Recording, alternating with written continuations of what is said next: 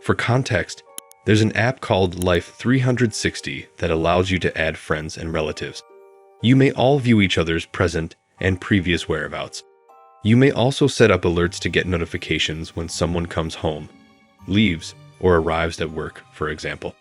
It's fantastic, and I highly suggest it to anybody. Nowadays, you can never be too safe. I was at home 2 months ago, waiting for my partner to get home. I received an alert about 6 p.m., informing me that he had left work. He normally takes 4 to 5 minutes to get home. I got up from the couch and went upstairs to take a bath. My bath took around 10 minutes to complete. While I waited for it to cool, I worked on other projects.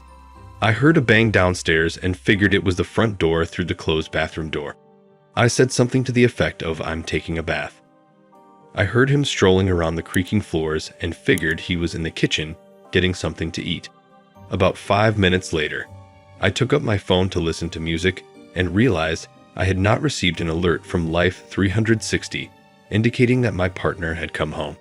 I went into the app to make sure I hadn't accidentally changed the settings, and my blood ran cold when I saw that my partner had stopped at a gas station and was still about a half hour away. I could still hear the floors creaking very gently below, like if someone was attempting to tiptoe but failing. I didn't know what to do. I dialed my boyfriend's number, but he didn't answer. And when I didn't hear his phone ring from downstairs, I became even more concerned. I suffer from severe anxiety and can sense an episode coming on. I exited the restroom and entered the bedroom as quietly as possible. Because there was no lock, I put my desk chair under the door. I'm not sure why, but I didn't believe they contacted the cops. Then I became so concentrated on getting out that all of my other thoughts and sensations vanished. This is something I say casually today, but that was not the case at the time.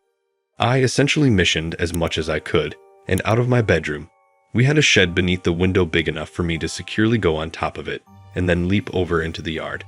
The only problem was that I would have to stroll down the garden lane, past our enormous window and entrance. He'd be able to see me perfectly. I was so terrified that I kept peering through the glass, but I couldn't see anybody. I felt more secure running by and taking one more glance, and there he was, not even a foot away from the glass, staring directly at me. I can't even begin to describe how terrified I was. I knew it as I saw him in the eyes. He had a really frigid look on his face. I was completely emotionless. I ran. I didn't turn around. I was very afraid. I recall almost stumbling on my slippers and had to shrug them off in order to run quicker. I was sprinting along a large road between us and our neighbors. I made it. Their lights were turned on, and I began beating on their interior. They allowed me in and phoned the cops for me.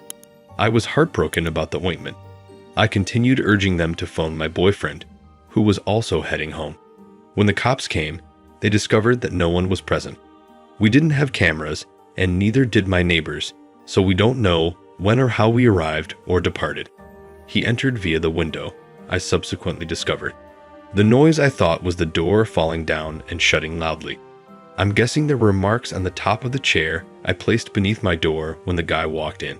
Knob, indicating that he attempted but was unable to open it. I couldn't identify him since there wasn't much of an ass. He was also wearing a face mask and a beanie, and I have no idea what color hair he is. His eyes were the only thing I saw. He was white, tall, and thin, and he was a guy. I simply glanced at him for a few seconds to make sure nothing had been taken. In any case, we now have cameras and a security system, and will never make the same mistake again.